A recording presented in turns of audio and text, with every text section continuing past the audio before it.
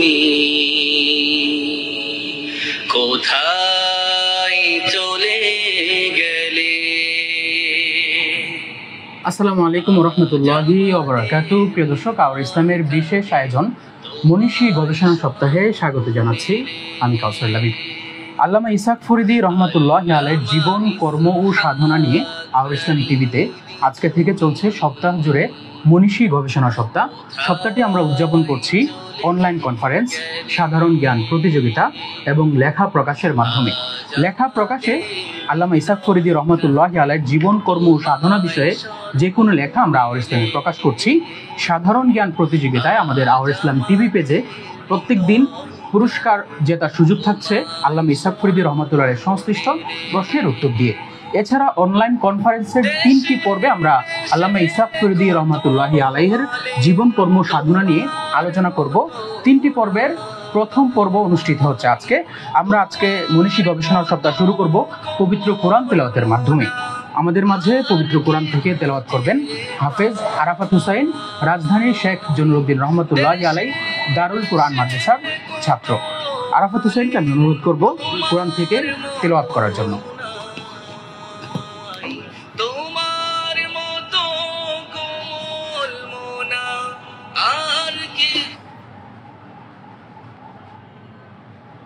أعوذ بالله من الشيطان الرجيم. بسم الله الرحمن الرحيم.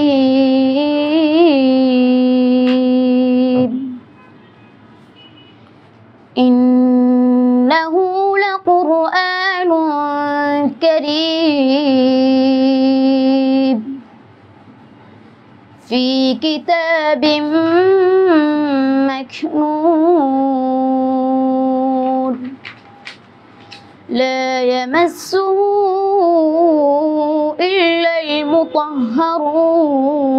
المطهرون تنزيل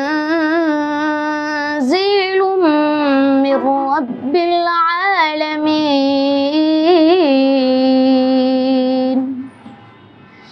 أفبهذا الحديث أنتم مدهنون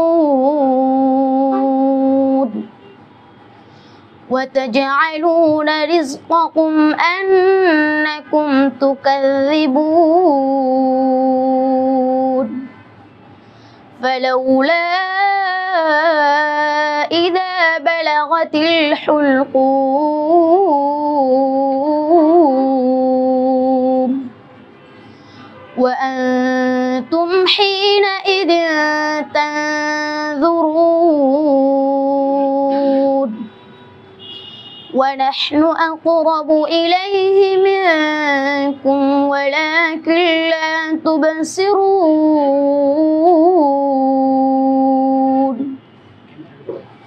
فلولا إن كنتم غير مدينين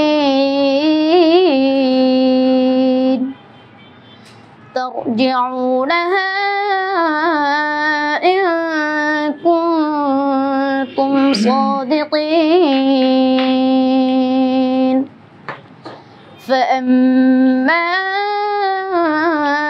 إن كان من المقربين فروح وريحان وجنة نعيم. وأما إن كان من أصحاب اليمين فسلام لك من أصحاب اليمين. فنزل من حميم وتصلية جحيم. إن هذا لهو حق اليقين. فسبح باسم ربك العظيم. صدق الله العظيم.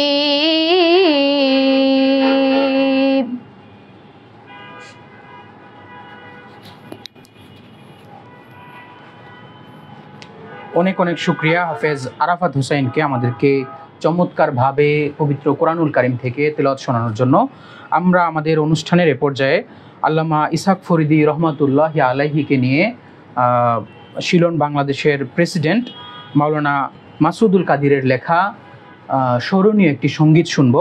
সঙ্গীত পরিবেশন করবেন মাওলানা সাইফুল ইসলাম, মুহাদ্দিস কালিমুল্লাহ কওমি বিশ্ববিদ্যালয়। আমি মাওলানা সাইফুল ইসলামকে অনুরোধ করব আমাদেরকে নাশিদটি শোনানোর জন্য। আসসালামু আলাইকুম ওয়া রাহমাতুল্লাহি ওয়া বারাকাতুহু।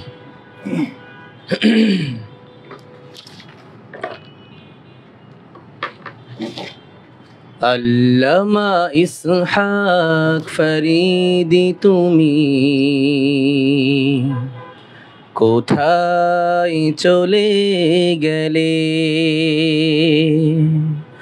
আজ আমাদের হৃদয় কাঁদে তোমায় শরণ এলে। আল্লামা ইসহাক ফরিদী তুমি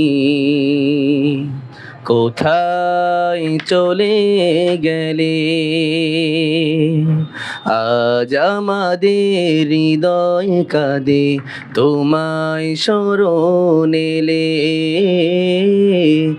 আজ আমাদের হৃদয় কাঁদে তোমায় শরণ এলে। দেশে দেশে কত আলেম তোমার মতো নাই,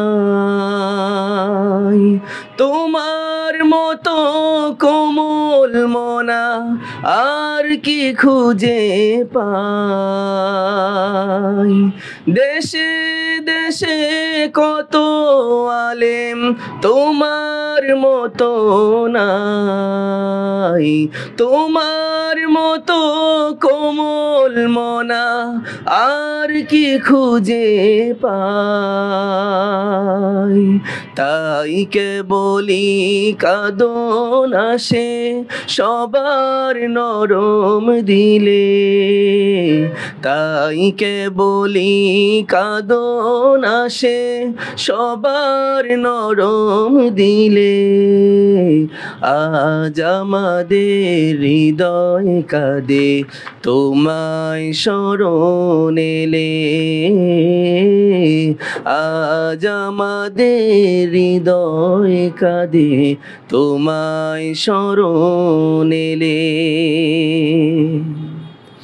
তোমার আদল দেখলে সবার বসতো পড়ায় মন।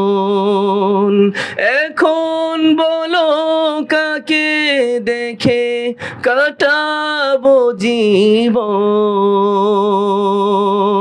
তোমার আদল দেখলে সবার বসতো পড়ায় মন। এখন বলো কাকে দেখে কাটাবো জীবন? ভাঙা মনি ভাঙছে আরো তোমার হাজার ছেলে। ভাঙা মনি ভাঙছে আরো তোমার হাজার ছেলে। আজ আমাদের হৃদয় কাঁদে তোমায় শরণ এলে। আজ আমাদের হৃদয় কাঁদে তোমায় শরণ এলে। স্বপ্ন ছিল তোমার কাছে পড়ে আলেম হব, হঠাৎ তুমি চলে গেলে কার কাছে আজ রব?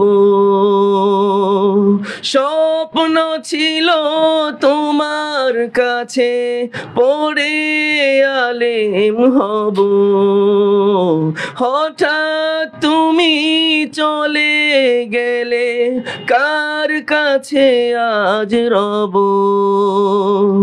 এখন তোমার দুয়ার দেখি দুঃখের পলক মেলে, এখন তোমার দুয়ার দেখি দুঃখের পলক মেলে, আজ আমাদের হৃদয় কাঁদে তোমায় শরণ এলে,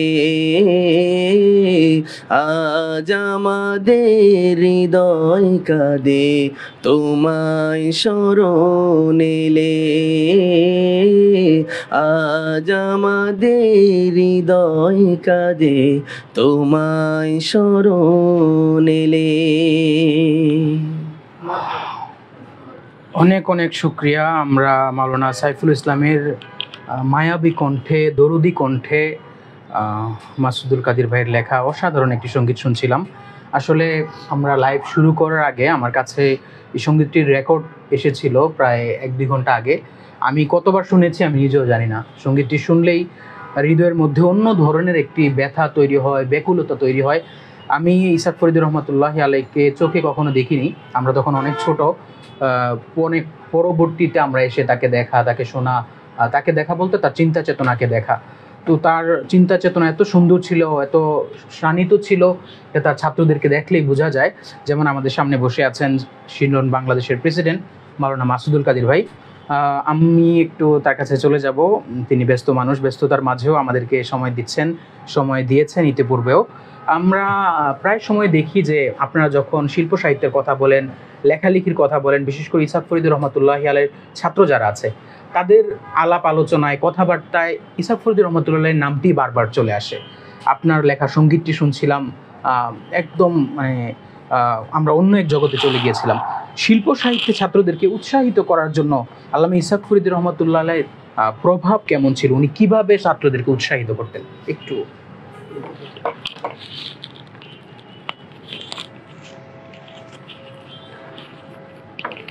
আসসালামু আলাইকুম ওয়া রাহমাতুল্লাহি ওয়া বারাকাতুহু। নাহমাদুহু ওয়া নুসাল্লি আলা রাসূলিহিল কারীম, আম্মা বাদ। সুপ্রিয় উপস্থাপক, আওয়ার ইসলাম টিভির পক্ষ থেকে আজকের একটি চমৎকার আয়োজন। এই আয়োজনে আমি সবাইকে স্বাগত জানাচ্ছি, দেশে এবং দেশের বাইরে থেকে যারা আমাদেরকে দেখছেন। বিশেষ করে অনেক বেশি ধন্যবাদ জানাই আমাদের প্রিয় বন্ধু হুমায়ুন আইয়ুব, যিনি আওয়ার ইসলাম 24.com পরিচালনা করছেন, এবং নান্দনিক একজন উপস্থাপকের তত্ত্বাবধানে আজকে আমরা একটি চমৎকার আয়োজন মনীষী গবেষণা সপ্তাহ উদযাপন শুরু করছি। আমার সবচেয়ে বেশি আনন্দের বিষয় হলো যে আজকে আমাদের সবচেয়ে বেশি মানে প্রিয় উস্তাদ আল্লামা ইসাক ফরিদী রহমতুল্লাহি আলাইহি, আমরা এই ডায়াসে বসার আগে আমাদের প্রিয় আরেক ভাই জামিল ভাই তিনি বলছিলেন যে মুফতি হাফিজউদ্দিন দামাত বারাকাতুহুম তিনি বলছিলেন যে আমি যদি হুজুর সম্বোধন করি তাহলে তোমরা মনে রেখো ইনি কিন্তু ইসাক ফরিদী রহমতুল্লাহ, অন্য কেউ না। আমরা চৌধুরীপাড়া মাদ্রাসায় যারা পড়াশোনা করেছি, আমরা আসলে মনে করতাম যে হুজুর মনে হয় আমাকে সবচেয়ে বেশি পছন্দ করে, বা আমার অন্য ভাইয়েরা, অন্য ফ্রেন্ড সার্কেল বন্ধুরা, ক্লাসমেটরা বা অন্য ক্লাসের বন্ধুরা, তারাও আমি কথা বলে দেখেছি, হুজুর ইন্তেকালের পরেও দেখেছি অনেক কীরকম কথা বলতে যে হুজুর মনে আমাকে বেশি পছন্দ করতেন।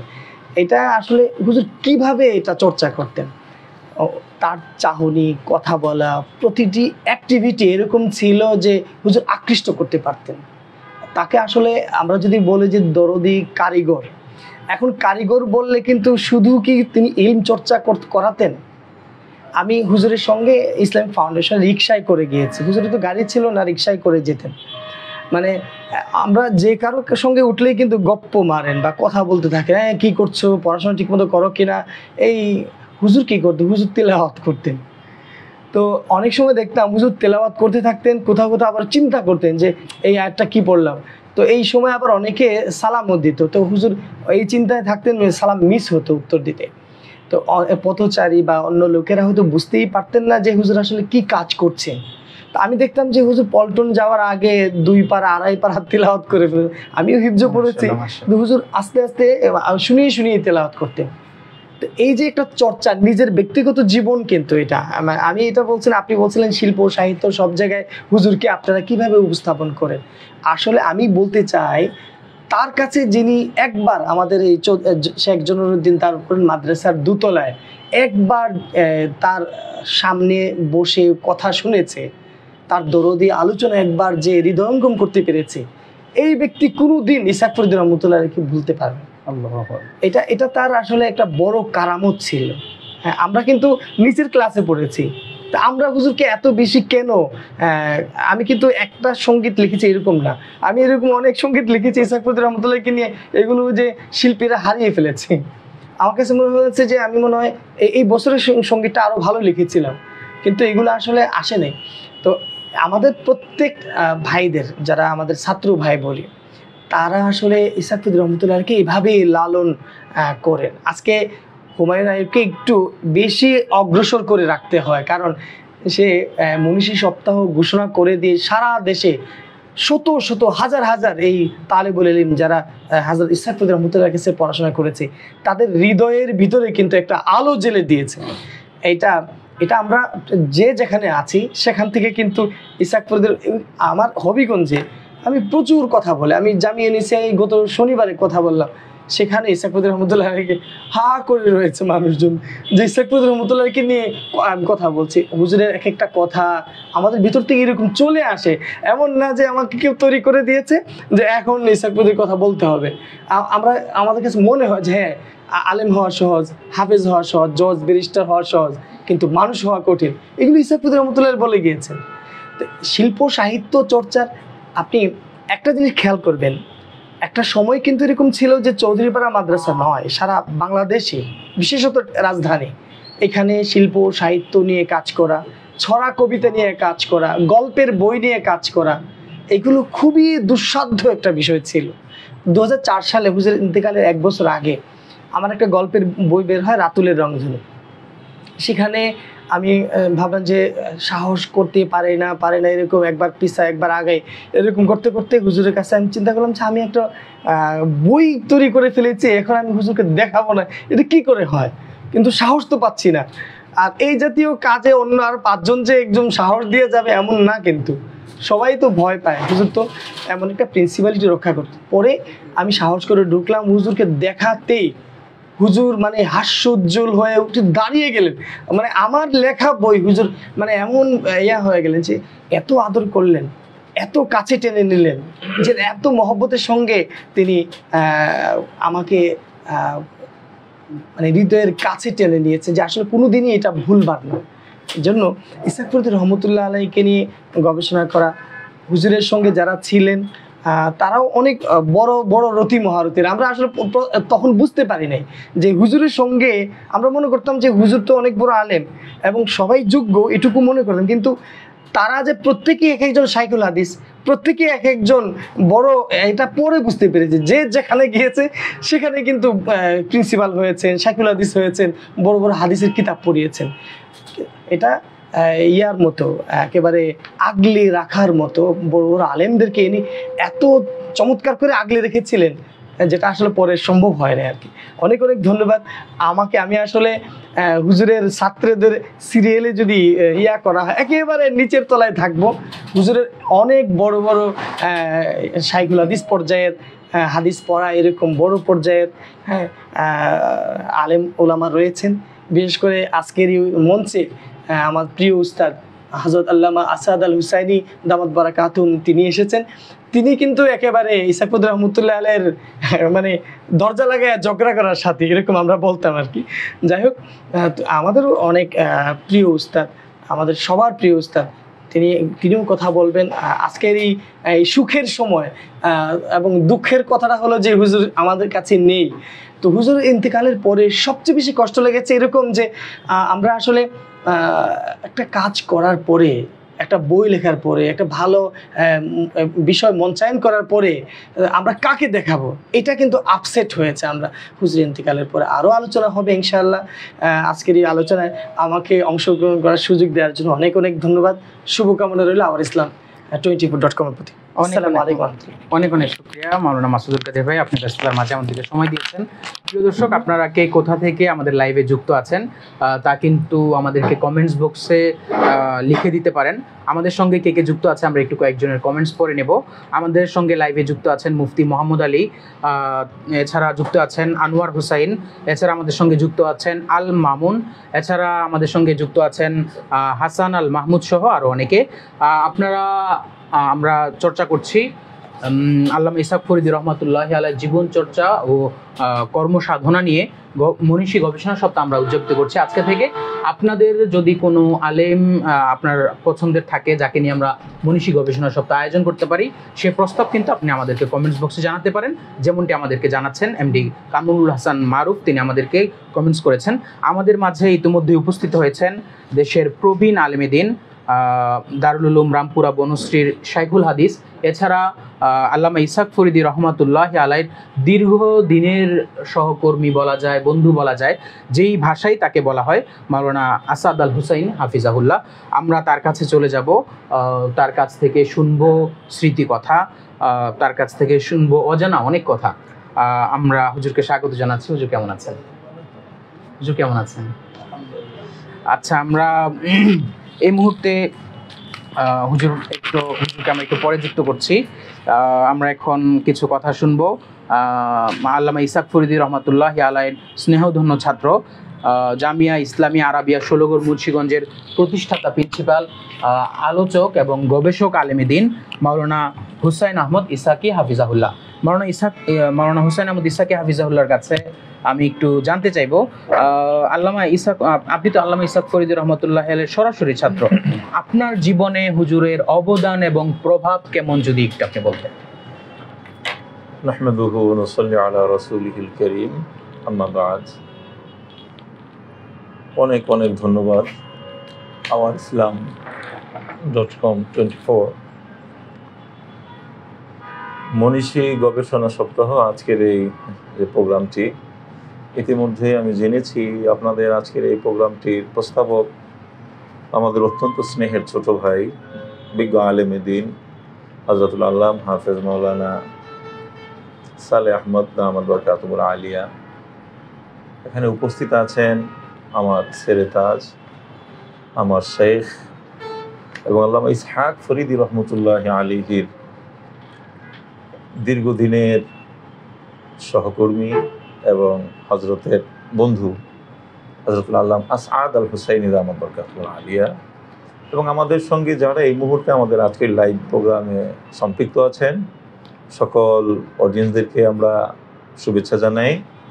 তো আমার কাছে যে বিষয়টি আমাদের অত্যন্ত অভিজ্ঞ এবং পারঙ্গ সঞ্চালক সাহেব জানতে চেয়েছেন, আল্লামা ইসহাক ফরিদী রহমতুল্লাহি আলাইহিকে নিয়ে আমি অনেক বেশি বলতে পারবো না, তার কারণ আমি ইমোশনাল হয়ে যাব। আর আমার সাথে হুজুরের সম্পর্কের বিষয়টা আমাদের ছাত্র শিক্ষক নির্বিশেষে সকলেই অবগত, সেই হিসেবে আমি হয়তো অনেক বেশি বলতে পারবো না। এই মুহূর্তে আমি যে বিষয়টি বলতে চাচ্ছি, বিষয়টি শুরু করার আগেই আমি দৃষ্টি আকর্ষণ করব যারা মাদ্রাসা শিক্ষা কার্যক্রমের সাথে সম্পৃক্ত আছেন, সম্মানিত শিক্ষকবৃন্দ। আমার মনে হয় আমার এই বক্তব্য থেকে শিক্ষকবৃন্দ একটি গাইডলাইন পাবেন। আমি যে কথাটা দিয়ে শুরু করতে চাচ্ছি সেটা হলো, সম্মানিত দর্শক, আল্লামা ইসহাক ফরিদী রহমতুল্লাহি আলাইহি আমাদেরকে একটি কথা গল্পের আকারে বলতেন, শিক্ষণীয় একটি কথা। আমি সেই কথাটা দিয়ে তাহলে শুরু করি। জি অবশ্যই। সেটি হলো, হযরত বলতেন যে আব্দুল কাদের জিলানী রহমতুল্লাহি আলাইহির কাছে একজন বায়াত হওয়ার জন্য আসলে হযরত তাকে বায়াত করে নিলেন। পরক্ষণেই হযরতের শেখ এই মুরিদকে দেখে হযরত আব্দুল কাদের জিলানী রহমতুল্লাহ আলাইহিকে প্রশ্ন করলেন যে আপনি কেন তাকে বায়াত করলেন? সে আমার কাছে গিয়েছিল বায়াত হওয়ার জন্য, আমি তাকে বায়াত করিনি, আমি তাকে রিজেক্ট করেছি। আব্দুল কাদের জিলানী রহমতুল্লাহ আলাইহি বললেন যে হযরত, আমি তো সেটা জানি না, কিন্তু কি কারণে?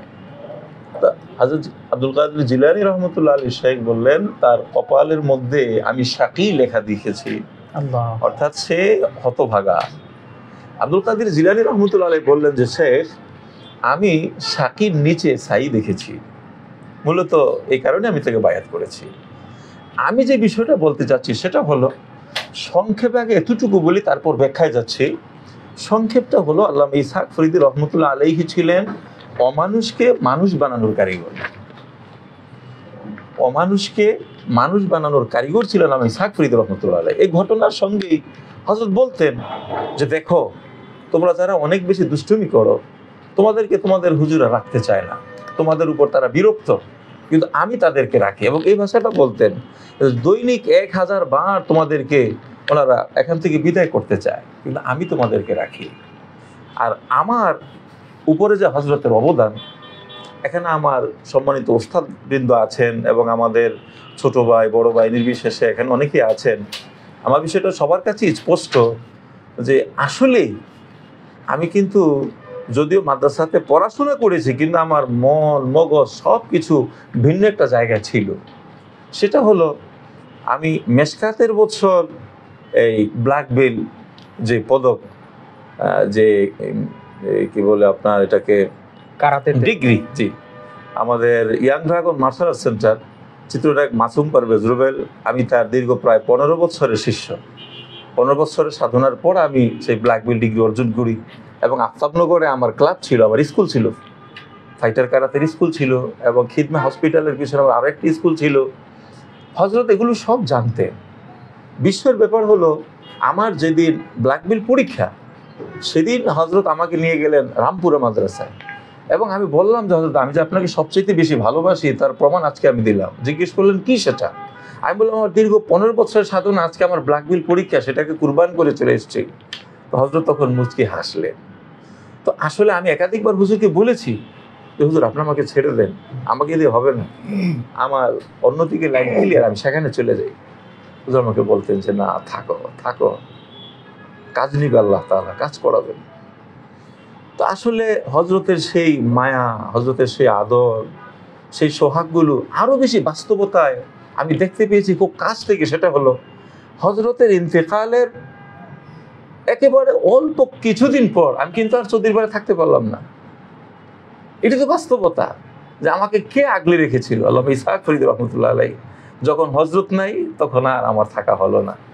কিন্তু আসলে বলতে হয় কথা প্রসঙ্গে, সবাই যাকে ফেলে দিল আর ইসহাক ফরিদী রহমতুল্লাহ আলাইহি যাকে সাই বলে বুকে টেনে নিল, মনে হয় আজকে আমাদের দ্বারা যদি কিছু খেদমত হয়ে থাকে তাহলে এই খেদমতের জন্যে পুরো ক্রেডিট আপনি কাকে দিবেন? আল্লামা ইসহাক ফরিদী রহমতুল্লাহ আলাইহি ছাড়া অন্য কাউকে চিন্তাই করতে পারি না। এবং হযরতের যে মায়া ছিল, একদিন হযরত আমাকে মারলেন, মারার পর আমি রাগ করে হযরতের কাছে যাই না, শিক্ষকবৃন্দের জন্য লক্ষণীয় বিষয়। পরক্ষণে হযরত আমাকে ডেকে কাছে নিয়ে বললেন খুব ব্যথা পেয়েছো তাই না? তো আমি চুপ করে আছি, হযরত দিকে তাকাই না, মনে খুব রাগ, ছাত্র মানুষ। তারপর হযরত আমাকে বলতেছেন যে তুমি অনেক ব্যথা পেয়েছো তাই না, কিন্তু তোমার ব্যথা তো দেখানোর মতো, পিঠে দাগ, আর আমার ব্যথা কলিজায়, তোমাকে মেরে আমি কলিজায় ব্যথা পেয়েছি, দেখানোর আমার কোনো সুযোগ নেই।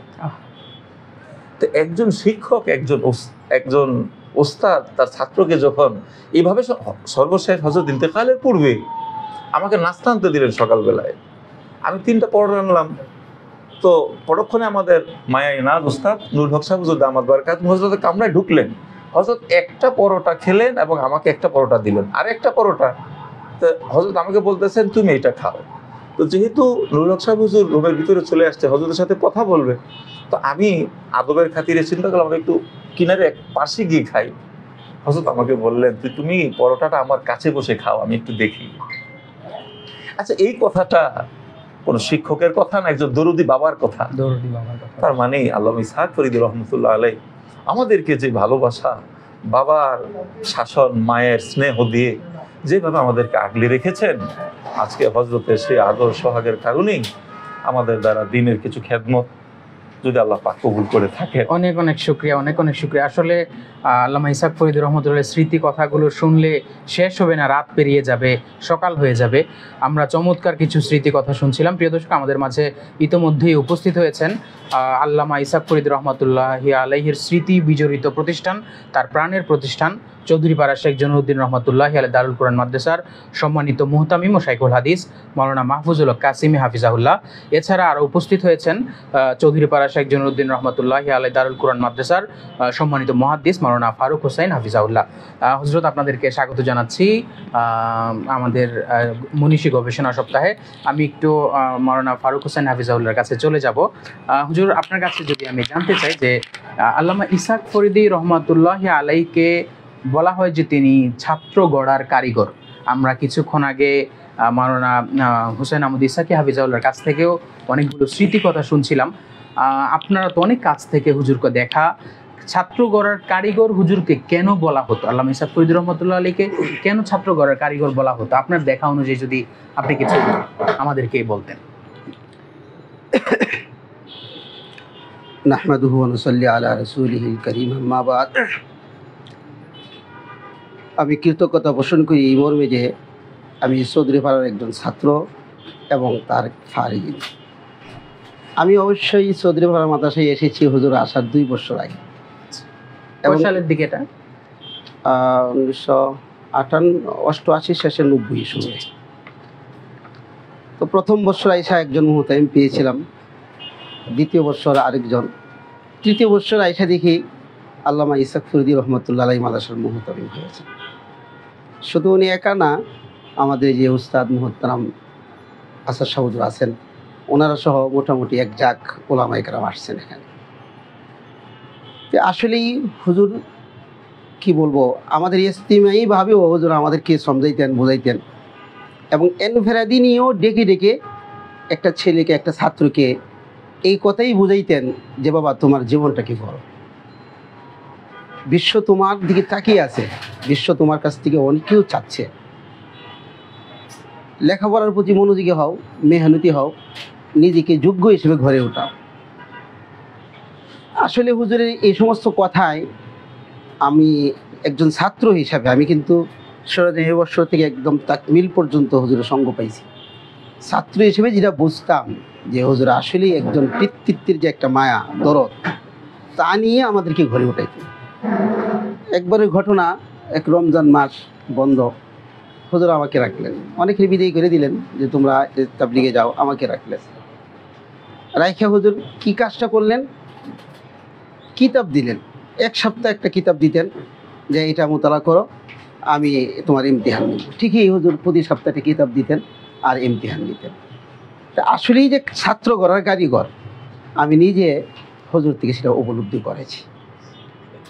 অনেক অনেক শুকরিয়া হুজুর, আপনার কাছ থেকে চমৎকার কিছু কথা শুনছিলাম। প্রিয় দর্শক, আপনারা আমাদেরকে কে কোথা থেকে দেখছেন আমাদেরকে কিন্তু সেটি জানাতে পারেন।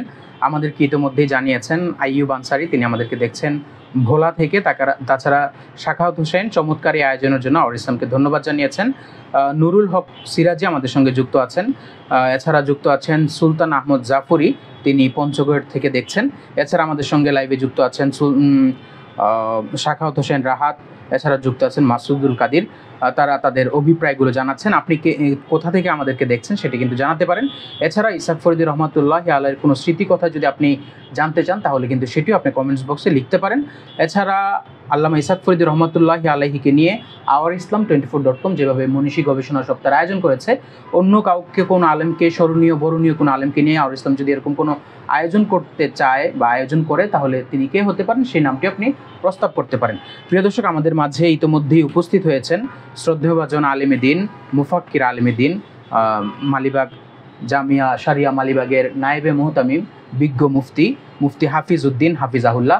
তার অনেক পরিচয় আছে, সবচেয়ে আজকের দিনে সবচেয়ে বড় পরিচয় তিনি আল্লামা ইসাক ফরিদী রহমাতুল্লাহি আলাইহির স্নেহধন্য একজন মানুষ। আমরা তার কাছ থেকেও স্মৃতিকথা জানবো, শুনবো। এর আগে আমি একটু এখন চলে যাব চৌধুরীপাড়া মাদ্রাসার মুহতামিম এবং শাইখুল হাদিস মাওলানা মাহফুজুল হক হাফিজাহুল্লাহর কাছে। হুজুর, আমি আপনার কাছে যদি একটু জানতে চাই, আল্লামা ইসাক ফরিদী রহমাতুল্লাহি আলাইহির আদর্শ এবং চিন্তা চেতনার কথা অনেকেই বলে থাকেন। আপনারা আপনাদের মাদ্রাসা সহ আপনাদের ছাত্রদের মাঝে বিশেষ করে ইসাক ফরিদী রহমাতুল্লাহ আলাইহির স্বপ্নের প্রতিষ্ঠান, মায়ার প্রতিষ্ঠান, দরদের প্রতিষ্ঠান চৌধুরীপাড়া শেখ জনুরুদ্দিন রহমাতুল্লাহি আলাইহি দারুল কুরআন মাদ্রাসায় তার চিন্তা চেতনা এবং আদর্শকে সজীব রাখার জন্য, চর্চা রাখার জন্য আপনারা কিভাবে কাজ করে যাচ্ছেন? আলহামদুলিল্লাহ ওয়াহদা ওয়াসসালাতু ওয়াসসালামু আলা মান লা নাবিয়্যা বা'দা। আজকের এই অনুষ্ঠানে যারা অংশগ্রহণ করেছেন তাদেরকে ধন্যবাদ জানাই প্রথমে। বাকি যে প্রশ্নটা আমাকে করা হয়েছে, আমি চৌধুরীপাড়ায় এসেছি 2010 সালে। তো চৌধুরীপাড়া আসার পূর্বেই সর্বপ্রথম আমি আল্লামা ইসাক ফরিদী রহমতুল্লাহি আলাইহির একটা বই পড়েছিলাম, ছোট্ট রেছালা। তখন থেকে ওনাকে জানতে শুরু করেছি। রেসালার নাম ছিল দারুল উলুম দেওবন্দ কিও কেন। তো বইটা বা রেসালাটা পড়ার পরে থেকেই ওনাকে জানতে শুরু করেছি উনি কে। এর পূর্বে অবশ্য ওনার সাথে খুব একটা পরিচয় বা জানাশোনা ছিল না। ওই রেসালায় একটা 2টা লাইন আমি পড়েছিলাম। 2টা লাইন আমাকে বলতেই হয়, যে 2টা লাইন আমাকে আমার পরিচয়টা দিয়েছিল, যে পরিচয়টা আমি এর আগে পরিষ্কারভাবে জানতাম না। আমি কে, আমি কোথায়, আমি কি করছি। সেই বইয়ের মধ্যে দারুল উলুম দেওবন্দের মাসলাক এবং মাশরাব বয়ান করতে গিয়ে উনি উর্দুতে লেখা ছিল মনে হয়, দারুল উলুম দেওবন্দ এটা মাযহাবান হানাফি, ফিরকাতান আহলুস সুন্নাহ ওয়াল জামাআহ, উসুলান কাসিমি, ফুরুআন রাশিদি, ইজতিমাইয়াতান মাহমুদি, নিসবাতান দেওবন্দি, সুলুকান চিশতি ও নকশবন্দি, কালামান আশারি ও মাতুরিদি। এই যে পরিচয়টা উনি দারুল উলুম দেওবন্দের দিয়েছিলেন, আমি পরিষ্কারভাবে এর আগে আমি দারুল উলুম দেওবন্দে পড়াশোনাও করেছি, কিন্তু এইভাবে পরিচয়টা আমি উপলব্ধি করি নাই বা এটা কোথাও পাই নাই। ওনার বইয়ের মধ্যেই পেয়েছিলাম। তখন থেকে আমি জানতে শুরু করেছি যে আমি কে বা আমি কি, আমি কোথায় কি করছি। এরপর থেকে ব্যক্তি আল্লামা ইসাক ফরিদীকেও তখন আমি মুফাসসাল এক এলাকায়, বৃহত্তর ময়মনসিংহের এক ডিস্ট্রিক্টে ছিলাম। এরপরে কোনো এক কাজে একবার ঢাকায় এসেছিলাম। আমার সাথে আরেকজন ভাই ছিল, আমার বড় ভাই। ওনাকে সঙ্গে নিয়ে একদিন চৌধুরীপাড়াও এসেছিলেন। তো ওনার সাথে সর্বপ্রথম সাক্ষাৎ চৌধুরীপাড়া। উনি হয়, আমার যতটুকু খেয়াল হয়, মসজিদের দোতলার যে সামনের বিল্ডিং, এই বিল্ডিংয়ের দোতলায় ছিলেন। আমরা এসে ওনাকে লিখিত কি লিখতেছিলেন এই অবস্থায় পেয়েছি। তো আমাদেরকে দেখে উনি বেশ আনন্দ প্রকাশ করেছেন। পাশাপাশি আমাদের জন্য নাস্তার ব্যবস্থা করলেন। ওনার সাথে দীর্ঘ সময় কথা হয়েছে। এরপর থেকে আমি আরও ওনাকে জানার জন্য চেষ্টা করেছি। 2010 সালে যখন আমি আসছি, আমি আইসা এই প্রথম মুহতামিম সাহেবের অফিসে আসার পরে আমাকে উনি কয়েকটা বই আমাকে গিফট করেছিলেন তৎকালীন সময়ের মুহতামিম সাহেব। তার মধ্যে আমার সামনে এখন যে বইটা আছে এটাও ছিল আল্লামা ইসহাক ফরিদী রহমতুল্লাহ। আমি নিজে নিজে ভাবলাম যে এখানে আগের থেকেই জানি যে এই মাদ্রাসাটা যে পূর্বে প্রতিষ্ঠিত হয়েছে তখন আমরা শুনি না এই মাদ্রাসার নাম, তবে আল্লামা ইসহাক ফরিদী রহমতুল্লাহ আলাইহি যখন দায়িত্ব নিয়েছেন তখন থেকে এর নাম সুনাম সুখ্যাতি সারা বাংলাদেশে ছড়িয়ে পড়েছে। সেই হিসাবে এই বইটা যখন আমার সামনে আসলো আর আমি যখন এখানে শিক্ষক হয়ে আসলাম, আমার চিন্তাটা হলো যে এই মাদ্রাসাটা আমি জানি আল্লামা ইসহাক ফরিদী রহমতুল্লাহ আলাইহি, সুতরাং এখানে আমাকে থাকতে হলে আমাকে ইসহাক ফরিদী সম্পর্কে জানতে হবে। আমি প্রায় এই বইটার অনেকাংশই পড়ছি। বিশেষ করে এই বইয়ের মধ্যে যে সমস্ত মুরব্বীদের লেখা দেখেছি, এত বড় মুরব্বী যেমন খতিব সাহেব ছিলেন, আল্লামা আজিজুল হক রহমতুল্লাহ আলাইহির লেখা আছে, কাজী মুতাসিম বিল্লাহ সাহেবের লেখা আছে। ওনাদের লেখাগুলো পড়ে আমি যথেষ্ট অভিভূত হয়েছি এবং আল্লামা ইসহাক ফরিদীর মান সম্মান মর্যাদা আমার দিলের ভিতরে আরও দৃঢ়ভাবে বসে গিয়েছিল। এরপর থেকে আমি এখানে আসি, এখনও আসি। আমি অবশ্য এখানে এই ওনার প্রাণের প্রতিষ্ঠান চৌধুরীপাড়া দায়িত্বে এসেছি আমি গত 3 বছর যাবৎ। এই গত 3 বছর যাবতই আমার যারা সহকর্মী তাদেরকে আমি বারবার বলে থাকি যে আপনারা আল্লামা ইসহাক ফরিদীর শাগরিদ, আল্লামা ইসহাক ফরিদীর ছাত্র, আল্লামা ইসহাক ফরিদীর হাতে গড়া মানুষ। সুতরাং আপনারা এই প্রতিষ্ঠানকে আল্লামা ইসহাক ফরিদীর স্বপ্ন মনে করে, আল্লামা ইসহাক ফরিদী যে স্বপ্ন দেখতেন এই প্রতিষ্ঠানকে নিয়ে, সেটাই আপনাদের চর্চা করা দরকার এবং সেই লাইনেই আপনাদের হাঁটা দরকার। আমার সহকর্মী যারা আছেন আমার কথায় সায় দিচ্ছেন এবং সেইভাবে আমরা আলহামদুলিল্লাহ আল্লামা ইসহাক ফরিদী রহমতুল্লাহ আলাইহি জীবদ্দশায় যেভাবে চৌধুরীপাড়াকে নিয়ে উনি ভাবতেন, বর্তমান আসাতেজায়ে কেরাম পাশাপাশি আমাদের মাদ্রাসার বর্তমান ছাত্র যারা, আল্লামা ইসহাক ফরিদী রহমতুল্লাহ আলাইহি 2005 সালে ইন্তেকাল করেছেন, আজকে হলো 2024 সাল, প্রায় 15 বছরের বেশি অতীত হয়েছে। এরপরেও বর্তমানের ছাত্ররাও আমার জানা মতে আমাদের এখানে যে দেয়ালিকাগুলি বের হয় বা লেখা বের হয় বা বাণী বের হয়, এমন কোনো দেয়ালিকা বা বাণী নেই যেখানে আল্লামা ইসহাক ফরিদী রহমতুল্লাহ আলাইহির নামটা থাকে না। মাশাআল্লাহ। সুতরাং ছাত্রদের মাঝেও আল্লামা ইসহাক ফরিদী রহমতুল্লাহ আলাইহির একটা অবস্থান রয়েছে, আমাদের আসাতেজায়ে কেরামদের মাঝেও আল্লামা ইসহাক ফরিদী রহমতুল্লাহ আলাইহির একটা অবস্থান আছে। পাশাপাশি ওনারা চেষ্টা করে যাচ্ছেন আল্লামা ইসহাক ফরিদী রহমতুল্লাহ আলাইহির স্বপ্নকে বাস্তবায়ন করার।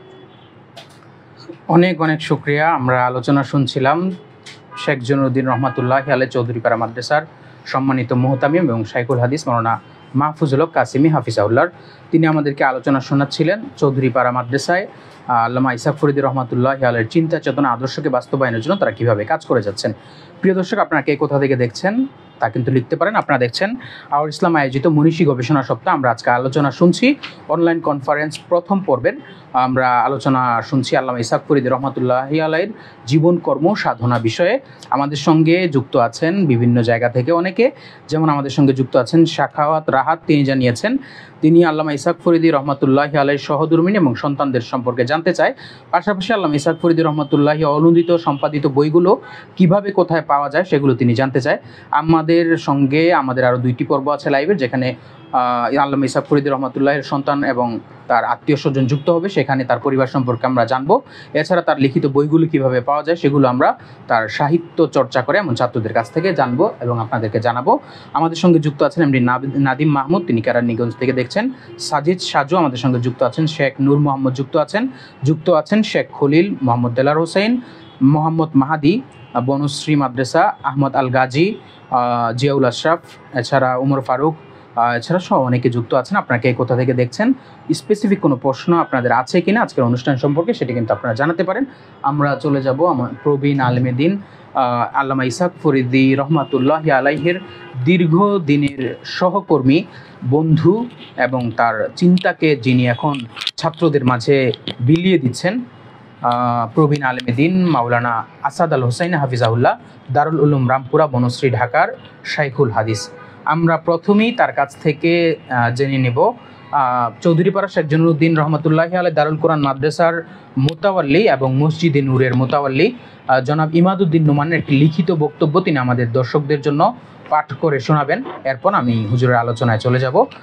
প্রিয় দর্শক, আপনারা শুনছেন আওয়ার ইসলাম টিভি, আমাদের সঙ্গে যুক্ত আছেন, আপনারা দেখছেন মনীষী গবেষণা সপ্তাহ 2024।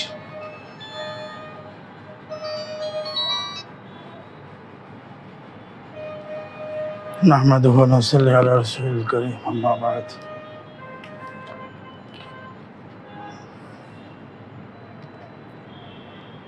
রাজধানী ঢাকার চৌধুরীপাড়ায় অবস্থিত মসজিদে নূর ও শেখ জনুরুদ্দিন রহমতুল্লাহ আলাইহি দারুল কোরআন মাদ্রাসার মোতাওয়াল্লি এবং আল্লামা ইসহাক ফরিদী রহমতুল্লাহ আলাইহির স্নেহধন্য জনাব ইমাদউদ্দিন নোমানের স্বাগত বক্তব্য পাঠের মাধ্যমে আমি মনীষী গবেষণা সপ্তাহের প্রথম অনলাইন কনফারেন্স উদ্বোধন করছি। আমার শ্রদ্ধেয় দাদা শেখ জনুরুদ্দিন রহমতুল্লাহ আলাইহি তার সবচেয়ে প্রিয় জায়গা মাদ্রাসা মসজিদের জন্য ওয়াকফ করে দিয়েছিলেন। পরবর্তীতে শেখ জনুরুদ্দিন রহমতুল্লাহ আলাইহি দারুল কোরআন মাদ্রাসা প্রতিষ্ঠিত হয় 1969 সালে। এরপর 1991 সালে আল্লামা ইসহাক ফরিদী রহমতুল্লাহ আলাইহির মাধ্যমে ইলমের এই বাগান পূর্ণতা পায়, খোলা হয় দাওরায়ে হাদিস। শেখ জনুরুদ্দিন রহমতুল্লাহ আলাইহি দারুল কোরআন মাদ্রাসা এতটুকু আসার পেছনে আল্লামা ইসহাক ফরিদী রহমতুল্লাহ আলাইহির ভূমিকা অনস্বীকার্য। তার মাধ্যমে এই মাদ্রাসার সুনাম দেশে বিদেশে ছড়িয়েছে, বোর্ড পরীক্ষায় ভালো রেজাল্ট এসেছে। এই প্রতিষ্ঠান থেকে এই পর্যন্ত অসংখ্য আলেম, মুফতি, মুহাদ্দিস ফারেগ হয়েছে। আমি 20 ডিসেম্বর 2004 সালে আল্লাহর রহমতে মাদ্রাসার দায়িত্বভার গ্রহণ করি।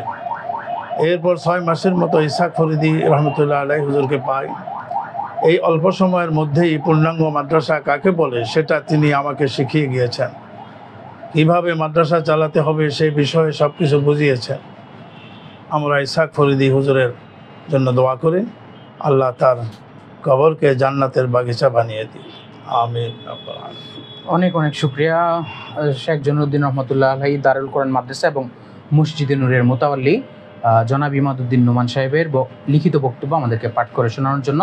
হুজুর, এখন আমরা আপনার আলোচনায় চলে যাব। আপনি লম্বা একটা সময় ধরে আল্লামা ইসহাক ফরিদী রহমতুল্লাহ আলাইহির সঙ্গে কর্মজীবনে যুক্ত ছিলেন। তিনি ছিলেন মুহতামিম, আপনি ছিলেন নায়েবে মুহতামিম। আপনার এক শাগরেদ এখানে বলে গিয়েছে আপনাদের মাঝে বন্ধুত্বের সম্পর্কটা ছিল অন্য ধরনের। আমি একটু সেই সময়ের স্মৃতি কথাগুলো একটু শুনতে চাই। যেহেতু লম্বা সময়ের বন্ধুত্ব, বলতেও বোধহয় লম্বা সময় লাগতে পারে। আমি যে ওনার জীবনের কোন অংশটা আমি বলবো, উনি হেদায়েতুন আমার কাফিয়ার বছর থেকে নিয়ে ওনার কবরে দাফন করা পর্যন্তই ওনার সাথে আমি আছি অনেক বৎসর। ওনার জীবনের প্রতিটি অংশেই আলোচনার এবং অনুসরণ করার মতো। ছাত্র জমানায় সে একজন আদর্শ মানুষ, আদর্শ তালুবুল ইলম। প্রত্যেকটা ছাত্রের কাছে সে স্নেহের নয় শ্রদ্ধেও ছিল। সমপাঠীরা তাকে শ্রদ্ধা করত, তার সম্মান করত। এরকম ইতিহাস শুনছি ফরিদউদ্দিন মাসুদ সাহেব রহমতুল্লাহ আলাইহি মাদ্দাজিলুল আলী, ওনার সাথীরা ওনাকে যেভাবে সেবা করতেন, ওনাকে আমি হযরত মাওলানা ওবায়দুল্লাহ ফারুক রহমতুল্লাহ মাদ্দাজিলুল আলী, হযরত মাওলানা নূর হোসেন কাসিমি রহমতুল্লাহ আলাইহি ওনাদের থেকে শুনেছি যে দারুল উলুম দেওবন্দে ফরিদউদ্দিন মাসুদ সাহেব উনি পড়ার ভিতরে এত এনহেমাক, ওনার মোতালার মধ্যে ওনার নিজের খবর থাকতো না। আমরা কাসিম সাহেব নিজে বলছে যে আমরা বাজি ওনার গায়ের জামা খুইলা এটা ধুইয়া সিলাই আবার গায়ে দিয়ে দিতাম, এখানে সিলাই থাকতো না।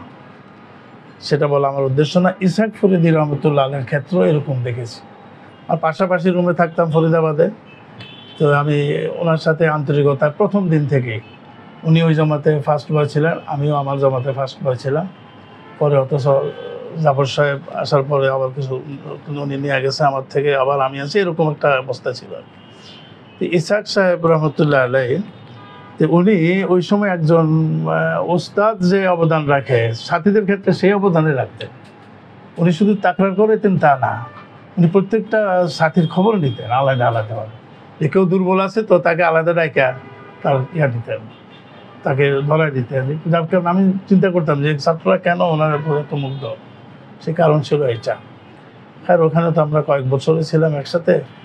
এরপরে আবার ফরিদাবাদের একটু একতলাফ হয়ে গেল, গণ্ডগোল হলো। তখন মোহতামিম ছিলেন আমার আব্বার খলিফা হযরত মাওলানা ইসমাইল সাহেব রহমতুল্লাহ আলাই। তো তখন একটু বিভক্তি আসছে, বিভক্তির মধ্যে আমরা ফরিদাবাদ থেকে সরে আসছি। তখনও আমরা একসাথেই ছিলাম, ইসাক ফরিদী সাহেব, আমরা একসাথেই বাইরে হয়ে আসছি। স্বামীবাগ একটা পরিত্যক্ত বাড়ি ছিল, এখানে পুরো 1 বছর আমরা ছিলাম। এখানে আমাদেরকে পড়াইতেন ফরিদুদ্দিন মাসুদ সাহেব, মুফতি আব্দুল হান্নান সাহেব, মাওলানা নুর হোসেন কাসিমি সাহেব, মাওলানা ওবায়দুল্লাহ ফারুক সাহেব, সুলাইমান নোমানি, মুফতি গোলাম মোস্তফা। এই ওস্তাদরা আমাদেরকে এখানে স্বামীবাগে পড়াইতেন। পুরা বছর আমরা এখানে ছিলাম। বছরের শেষ ওই বছরে কাজী সাহেব হুজুর রহমতুল্লাহ আলাই মিরপুরে ছিলেন, সেখান থেকে মালিবাগে আনা হয়েছে। মালিবাগ তখন কাফিয়া পর্যন্ত মাদ্রাসা ছিল। হযরত আয়েশাই দাওরা খোলার ঘোষণা দিলেন এবং স্বামীবাগ থেকে ছাত্র শিক্ষক সবাইকে নিয়ে আসলেন মালিবাগ একসাথে। এই ছাত্রগুলি ওস্তাদের সবাই কিন্তু এখানে ছিল, মালিবাগে নিয়ে আসছিল দাওয়াত দিয়া একবার রেডিমেড। তো আমি অথচ বছরের শেষে মালিবাগ আসিনি, আমি দেওবন্দ চলে গেছি। দেওবন্দ থেকে আসার পর আমি ইসাক সাহেব মালিবাগ পড়ছেন দাওরা, আমি দেওবন্দ থেকে আসছি। আসার পরে আমাকে বিভিন্ন মাদ্রাসায়, বিশেষ করে আরেফ রাব্বানী সাহেব ময়মনসিংহ, আমাকে নেওয়ার জন্য খুব আমার বাড়িতে লোক পাঠাইছে। আব্বার সাথে খুব বন্ধুত্ব ছিল ওনার, এই যে সাদি সাহেবের বাবা। আমার আম্মা রাজি হন নাই, আম্মা বলতেছে কাছে ধারে থাকো, কুমিল্লা। আমি আসলাম মালিবাগ, হুজুরা বলতেছে তোমাকে কুমিল্লা যাইতে হবে। মাওলানা কুমিল্লার মোহতামিম ছিলেন মাওলানা জাফর সাহেব, কাশ্মীর রহমতুল্লাহ আলাই সাগরিদ। তার ছেলে ছিল এনামুল হক সাহেব, আমাদের সাথী, দেওবন্দের সাথী। উনি দেওবন্দ থেকে আমাকে টার্গেট করে রাখছে যে আমাকে নিয়ে কুমিল্লা মাদ্রাসা করবে। এখানে এসে ওস্তাদদেরকে খুব শক্তভাবে ধরছে, আমাকে যেন কুমিল্লায় দেয়। আমি আসার পরে হুজুরা খবর দিয়ে আনলো, এনে বললো তুমি কুমিল্লা যাও। আমি তাৎক্ষণিক শর্ত দিচ্ছি কুমিল্লা যাইতে হলে আমার সাথে ইসাক ভাইরে দিতে হবে, আমি একা যাবো না। তখন ওনার কিন্তু মালিবাগে হয়ে গেছে, মালিবাগে ওনার তাকরুর হয়ে গেছে অলরেডি। এই অবস্থায় আমি এই শর্ত লাগাইছি। হুজুররা আবার পরামর্শ করছে, বসে কাজী সাহেব হুজুর বললেন যে ঢাকার 2-4টা মাদ্রাসা বন্ধ করে হলেও কুমিল্লা মাদ্রাসা করা দরকার। কাজী সাহেব হুজুর এই বক্তব্যটা দিলেন। এরপরে পরামর্শ করে ঠিকই ইসাক সাহেবের এখানে ক্যান্সেল করে আমাকে আর ইসাক সাহেবকে কাসিম সাহেব হুজুর রহমতুল্লাহ আলাই নিজে নিয়ে গেছেন। কাসুলুম নিয়ে আমাদেরকে আমাদের কর্মজীবন একসাথে শুরু। সেখানে শুরু থেকেই উনি যে ভূমিকা রাখলেন কাসিমুল মাদ্রাসা, যে শুরু থেকেই প্রসিদ্ধ হইতে শুরু করেছে। ওনার যে মেহনত, নিঃস্বার্থভাবে মেহনত। আমরা দুজনে আরও অন্যরা পরে গেছে, আমাদের একজনের 7-8 ঘন্টা ক্লাস ছিল। এরপরে বাকি পুরো সময় ইসাক সাহেব এই ছাত্রদেরকে ডেকে ডেকে কুমিল্লা, যেখানে প্রায় মরা মৃত অবস্থা কুমিল্লা কাসুল মাদ্রাসা, অনেক দিন থেকে বার্ষিক পরীক্ষা হয় না, এই অবস্থায় আমরা গেছি। গলদরজাও তেমন ছিল না। উনি এই 1 বছরের মেহনত করে ছাত্রদেরকে এমন সুনাম পড়ছে কুমিল্লাতে, পরবর্তী বছর বহু ছাত্র আসতে লাগলো এবং পরবর্তী বছরই ওখানে দাওরা হাদিস খোলার সিদ্ধান্ত করলো। দাওরা হাদিস খোলার সিদ্ধান্ত করে এই মাওলানা আশরাফুদ্দিন সাহেব রহমতুল্লাহ আলাই, মাওলানা আশরাফ আলী সাহেব রহমতুল্লাহ আলাই, দুইজনকে আমরা কাসিমুল নিয়ে আসলাম একসাথে। এই কাসিমুল মাদ্রাসা এই পর্যায়ে উঠে গেছে। এরপরে ডক্টর মুশতাক সাহেব, মাওলানা আব্দুল বাতেন সাহেব, এনাদের কোটাগাতে নেওয়া হলো। এই যে কাসিমুল দ্রুত গতিতে বাড়ছে, এটা একমাত্র ইসাক রহমতুল্লাহ আলাই ওনারই চেতনা থেকে, ওনার চেষ্টা, ওনার মেহনত থেকে। এবং যেই ছাত্রগুলো ছিল, কাসিম কুমিল্লাতে কোনো আলেম ছিল না এর আগে। কুমিল্লা টাউনে আলেম ছিল না, কুমিল্লা আলেম অনেক, তবে টাউনে আলেম ছিল না। কুমিল্লা শহরটা এক সময় এমন ছিল, সারা শহরে 3টা দোকান ছিল মুসলমানের আর সব ছিল হিন্দু। ওই 3 দোকানের 2টা ছিল বেদায়াতি আর একটা দোকান ছিল মাওলানা জাফর সাহেব। ওইখানে আলেম ওলামাদের, বড় বড় আলেম ওলামারা কুমিল্লা আসতে ওই দোকানে বসতেন। উনি নিজের জায়গার মধ্যে মাদ্রাসা করছেন, হিন্দুদের জন্য পারত না এই অবস্থা এখানে। যার কারণে কুমিল্লা টাউনে কোনো কওমি মাদ্রাসা ছিল না, কোনো প্রভাবও ছিল না, সব একেবারে বেদাতি যে মুসলমান কজন আছে সেখানে জাফর সাহেব এই মাদ্রাসা টিকে রাখছে। আর এই জাফর সাহেবের ছেলে কর্তৃক আমরা ওইখানে যাওয়ার পরে এই মাদ্রাসা ওঠে, এমনকি কুমিল্লা ছেলেগুলা রাস্তা পায়, খুব দুষ্ট দুষ্ট ছেলে, কিন্তু উনি একটা ছেলেকেও কোনো সময় আর চোখে দেখেন নাই। এটাই আমি আশ্চর্য হইতাম, আমি রাগ উঠে যাইতাম, এই যেটা দুষ্ট ছেলেরা কেন লাগা দিচ্ছিলেন। উনি এই জিনিসটা ওনার এই গুণটা ছিল। এখানে এখানে একটা ছেলে ছিল কুমিল্লার, ওই কুমিল্লার ছেলে এই সর্দিপাড়া যখন আসছি, এই ছেলেটা খুব বেশি জ্বালায়, বললাম যে এর বাইর করে দেন, এরকম বলতাম। কিন্তু একদিনে একটা কাণ্ড করছে, উনি আমাকে চেষ্টা করতেছে আমাকে যে ছেলেও হইতে পারে এরা বোঝাবার জন্য। একদিন রাত্রে মাদ্রাসার গেট ডিঙ্গায় এক পাগলি, মারাত্মক ধরনের বিশ্রী এক পাগলি ভিতরে ঢুকছে, সবাই ডরে মানে সরে সরে রয়েছে, কারণ হামলা করে আক্রমণ করে এরকম। তখন দেখা গেল এই পরিস্থিতি, এই ভয়াবহ অবস্থা, অনেক রাত, গভীর রাত, সব ছাত্র শিক্ষক তার দিকে তামসা চাইতেছে। দেখা গেল ওই ছেলেটা সাহস করে যায় ওই পাগলিটি ধইরা গেট খুলে যে বাইরের রাস্তা দিয়ে আসছে। তখন উনি আমাকে বলতেছে, মাওলানা দেখছেন এই ছেলেরও দরকার আছে। এইভাবে উনি যুক্তি খাড়া করে করে এই ছাত্রদেরকে ইয়ে করতেন, আপনার খারাপ ছাত্র যেটা ওকেও ধরে রাখতেন। অনেক ছেলে আছে, হোসেন বললো না, অনেক ছেলে আছে ওনার ইন্তেকালের পরে তারা থাকতে পারে নাই, স্বাভাবিক কারণে থাকতে পারে নাই, অস্বাভাবিক কিছু না, কিন্তু ওই স্বাভাবিক কারণে যে থাকতে পারবে না তাকেও উনি দেখা গেছে রেখা দিয়েছেন। এবং ওই ছেলে পরে কাজের হয়েছে, আলেম হয়েছে, কর্মঠ হয়েছে। ওই কুমিল্লার ছেলেগুলো কুমিল্লাকে আবাদ করছে। কুমিল্লা অনেকগুলো মাদ্রাসা, এখন এক এক ছেলে এক এক মাদ্রাসা প্রতিষ্ঠান করে দিচ্ছে। আমাকে বলছিল চৌধুরীপাড়ার কথা বলতে। চৌধুরীপাড়ার ব্যাপার ছিল, আমরা কাসেমুল উলুম তো ছিলাম ওখানে, ওখান থেকে ইসাক ফরিদ সাহেব 4 বছর পরে উনি আশা করছে, আমি ওখানে কাসেমুল উলুম ছিলাম। 91-তে রমজানে আমার বাড়িতে লোক গেল যে আপনাকে ঢাকা যেতে বলছে। কে বলছে? হুজুরদের কথা বললেন, ফরিদুদ্দিন মাসুদ সাহেব, নুর হোসেন সাহেব, সব হুজুরের কথা বললেন। আমি আসছি, আসার পরে বললো যে বাজি তুমি চলে আসতে হবে। কেন? ইসাক সাহেব রহমতুল্লাহ আলাইকে এই চৌধুরীপাড়া মাদ্রাসা এখানে মোহতামিম টিকতেছিল না, বহুত বড় বড় মানুষ আনছে এখানে, কিন্তু আর মাওলানা সে আলী আশরাফ সাহেব বলুরা, মাওলানা তোরাব আলী সাহেব, সোলাইমান নোমানী সাহেব, এইসব লোকেরও এখানে আনছে, কিন্তু এখানে টিকতে পারে না বিভিন্ন কারণে, সেগুলো আর বলতে যায় না। শেষ পর্যন্ত ওনারা ইয়ে করিয়া হুজুরদেরকে যে ধরছে মোহতামিমের জন্য। তখন হুজুররা ইসাক ফরিদি সাহেবের টার্গেট করছে। ইসাক সাহেব বলছে তুমি এখানে মোহতামিম হও। উনি শর্ত লাগাইছে যে হেরে কুমিল্লার থেকে আয়না দেন। আমার কথা বললো, মাওলানা আসাদ সাহেবের কুমিল্লার থেকে আমার সাথে দেন, তাইলে আমি দায়িত্ব নেব, না হয় নেব না। ওই কুমিল্লায় থাকাকালীন এরকম একটা অবস্থা সৃষ্টি হয়েছে, উনি আমার সম্পর্কে এমন একটা ধারণা সৃষ্টি হয়েছে ভালো, এমনকি মাওলানা আশরাফ আলী সাহেবেরও। তখন উনি এই শর্ত যখন লাগাইছে, তখন হুজুরা বলছে যে তুমি চলে আসতে হবে। আমি কুমিল্লা তো আমি এখন আসতে পারবো না, কুমিল্লা তো আর কে পাঠাইছে, আমরাই তো দিয়ে আসছি, এখন আমরা নিয়ে আসতেছি। ঠিক আছে, ঠিক আছে। এই তখন দুজনে একসাথে এখানে চৌধুরীপাড়া মসজিদে এসে কাজ শুরু করলাম। এখানেও উনি তখন ইয়ে ছিল, শাহজাহানপুরে মসজিদ ছিল। আমি যখন নামাজ পড়তে পড়াইতে যাই, 2-3 জন গেল, তখন আমি বলছি আপনি আজকে ইস্তেফা দেবেন মসজিদ থেকে? না, আমি চলে যাবো, আমি কিন্তু কুমিল্লা এখন ইস্তেফা দিইনি। তো এই বাই ফোর্স ওনাকে ইস্তেফা দিয়ে শাহজাহানপুর মসজিদ থেকে ওনাকে ঢুকাইছি, মাদ্রাসা ঢুকাইছি। কারণ যে লোক, এই লোকের এক এক মিনিট অনেক দামি, 1 ঘন্টা অনেক দামি, তার আমি ব্যাখ্যা করতে পারবো না এখন। আমি তো খালি তামসা দেখতাম, মোহতামিম তো আমি করতাম, উনি তো লিখতেন খালি সারাদিন। এরকম লেখক আমি দেখিনি কোনোদিন, পুরা সময় লেখার মধ্যে নেন। এবং আমার উপরে এত আস্থা ছিল, থাকবো না, এটা ওনার গুণ আমি বলবো। আমি যেটাই করতাম ওটাকেই উনি স্বীকৃতি দিতেন। এমন হয়েছে যে এক্সেল লেখে কোনো কারণে বহিষ্কার করছে, ওই গেটে আমার লোকে দেখা করে বহিষ্কার করে দিয়েছে, আমি ধরে নিয়ে আসি, আইনা হুজুরের সামনে নিয়ে আসে, বাইর করছেন লেখা, ওই হুজুরের সামনে মার দিছি, মাওলানা মারি না মারি না, আমি তেল রেখে দেন। এই ধরনের কারবার আমরা করতাম, এরকম একটা সম্পর্ক ছিল আমাদের। আমার চা খাওয়ার প্রয়োজন হয়েছে, চলে আসছে ওনার ওইখানে।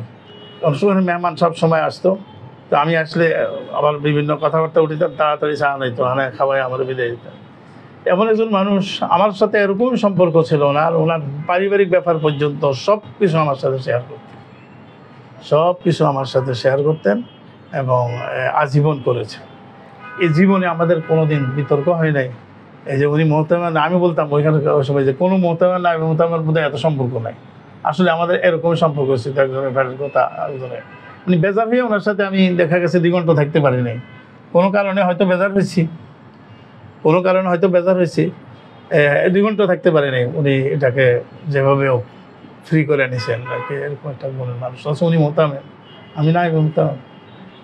আবার ওনার কোনো কিছু যদি আমার অপছন্দ লাগতো রুম বন্ধ করে ধরতাম, ধরে বলতাম যে আপনি ইয়ে করেছেন, এতে উনি নারাজ হইতেন না, খুশি হইতেন। এবং আমি এমনকি বাড়িতে গিয়েও আমি 1 দিনের বেশি 2 দিন হলে লোক পাঠিয়ে দিতাম, তখন মোবাইল ছিল না, এরকম অবস্থা ছিল, এরকম একটা সম্পর্ক ছিল। খায় তো ওনার যে অক্লান্ত মেহনত, নিঃস্বার্থ মেহনত, এটাই নজির। আমি এটা দেখি না কোথাও, অনেক মানুষ দেখছি, অনেক আলেম ওলামা দেখছি স্বার্থ থেকেই যায়। এই এক লোক নিঃস্বার্থভাবে মেহনত করে দিতেন, সেইভাবে ছাত্রের পিছনে, সেইভাবে পাবলিকের পিছনেও। মসজিদের দায়িত্ব ছিল, পাবলিকের পিছনে উনি ওইভাবে মেহনত করতেন। এই যে ওই পাবলিকগুলোকে সঠিক নজরিয়া দিতে উনি সক্ষম হয়েছেন। আমরা কিন্তু অনেকেই পারি না। আমরা হয়তো কিছুদিন থাকি, আমাদের সাথে যতক্ষণ আছে ততক্ষণ ভালো থাকে, আবার যা আগের মতো হয়ে যায়। কিন্তু ওনার যেগুলি ছিল বন্ধুগুলা, সেগুলি আমি এখনও দেখতেছি তারা ওই অবস্থায় আছে, ওই নজরিয়ার উপর আছে, দৃষ্টিভঙ্গি আছে। তুমি তোমার মসজিদে মিলাদ পড়ো না, ক্যাম্প করো না, ঠিক আছে, 10 বছর থেকে চলে গেছো তো, 11 বছরে আর কি মেমাইশা ইয়ানবী খাড়াইছিল, সব খাড়াই যাবে। ওনার বক্তগুলি এরকম ছিল না, যেটা হয়েছে মজবুত হয়েছে। এই যে শামসুল হক সাহেব, ওই যে পর্দার এপারে উনি মাদ্রাসা করে গেছেন, আমি এখনও প্রতি মাসে একবার যাই, শুধু ওনার কারণে।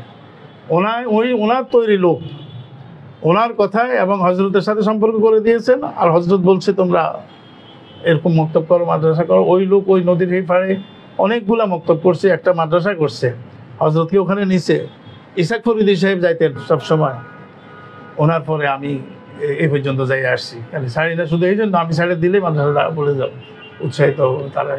অনেক শুকরিয়া। এরকম অনেক অবদান ওনার রয়েছে, আমি বলে শেষ করতে পারবো না আসলে। বলো, চমৎকার স্মৃতি কথাগুলো শুনছিলাম।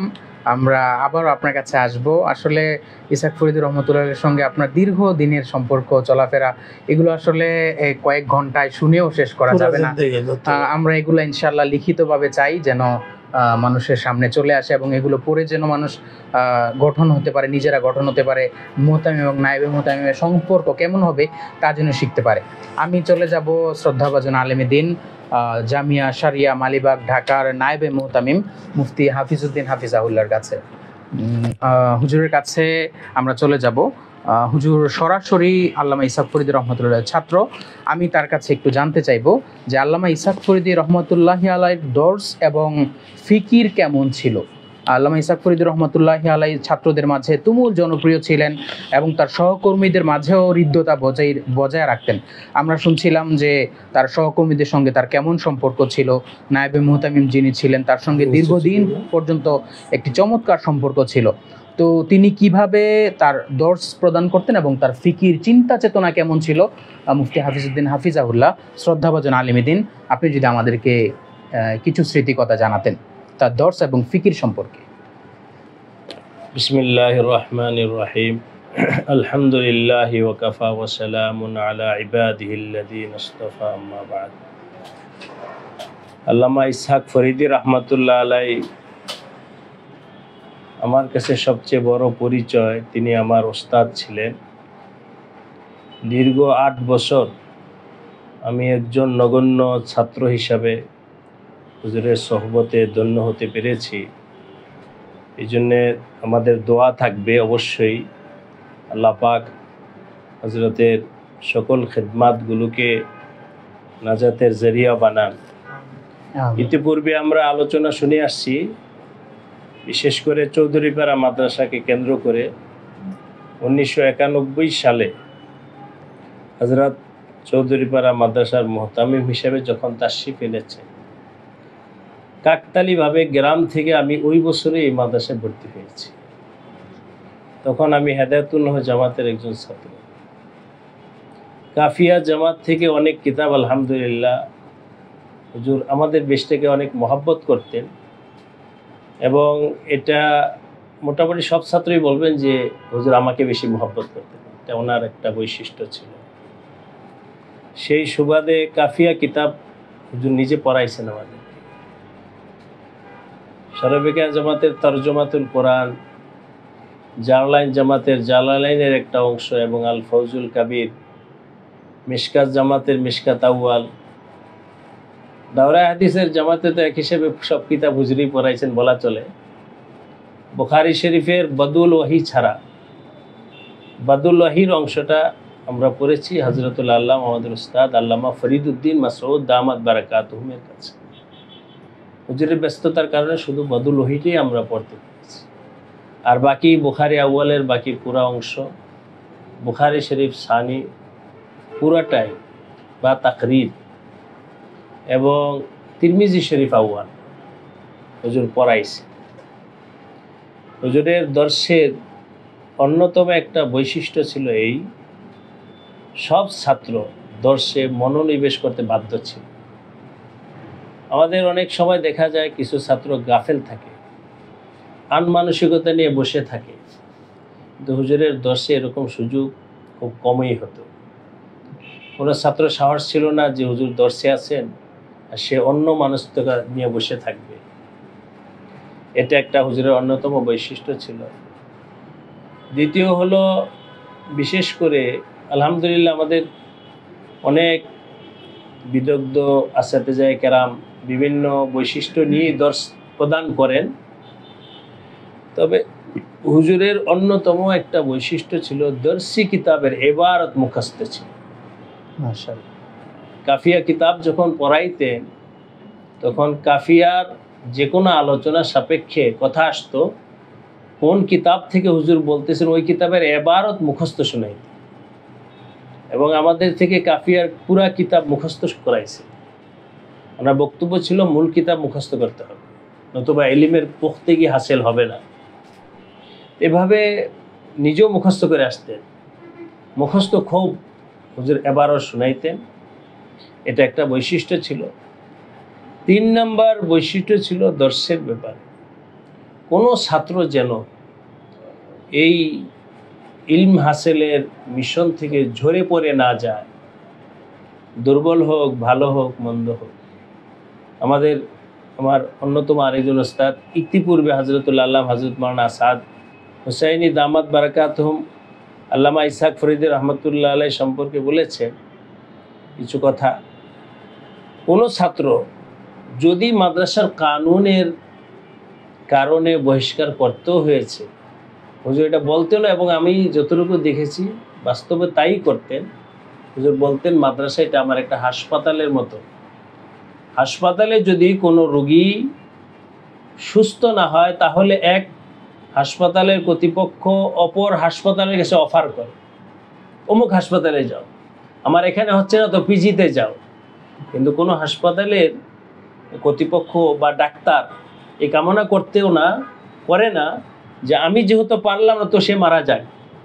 এটা যেমন ডাক্তারের কামনা করে না, হুজুর বলতেন ঠিক এই ছাত্রটাকে আমি ঠিক করতে পারলাম না, আমার মাদ্রাসার কানুনে রাখতে পারলাম না, এই জন্যে সে ধ্বংস হয়ে যাক, এটা আমার কামনা না, এখানে না অন্য জায়গায় ভর্তি করে দেখে। এবং তাই করেছেন যে চৌধুরীপাড়া মাদ্রাসা থেকে কানুনান কোনো ছাত্রকে বহিষ্কার করে হুজুর আবার ব্যক্তিগত উদ্যোগে ওই ছেলেকে আরেক মাদ্রাসায় ভর্তির জন্য সুপারিশও করেছেন এবং পকেটের টাকা দিয়ে ভর্তি করে এনেছেন। আমার মনে হয়, আমার ক্ষুদ্র জানামতে বলছি, এরকম কোনো মুহতামিম বা এমন কোনো ব্যক্তি যে ছাত্র বহিষ্কার করে আবার অন্য মাদ্রাসায় ভর্তির জন্য সুপারিশ বা নিজের পকেটের টাকা খরচ করা, আল্লাহু আলাম এমন দ্বিতীয় ব্যক্তি আছে কিনা। এটা আল্লামা ইসহাক ফরিদি রহমতুল্লাহ বৈশিষ্ট্য ছিল। 3 নম্বর বৈশিষ্ট্য আমি বললাম। 4th নম্বর বৈশিষ্ট্য যেটা, যে ওনার দর্শ শুধু মহাজ কিতাবমুখী দর্শ ছিল না, কিতাব হল করায় দিলাম কিতাব পড়ায় দিলাম, বরং উনি ছাত্রদেরকে ভবিষ্যৎ স্বপ্ন দেখাইতেন, আমাদের আকাবিরদের স্বপ্ন। হযরত শেখুল হিন্দ রহমতুল্লাহ আলাই, হুজ্জাতুল ইসলাম হযরত কাসেম নানতবী রহমতুল্লাহ আলাই, হযরত মাদানী, হযরত থানবী রহমতুল্লাহ আলাই আকাবির ও আসলাফের তাজকিরা করতেন খুব বেশি এবং ছাত্রদেরকে বলতেন তোমরা এই জমানার থানবী হও, মাদানী হও।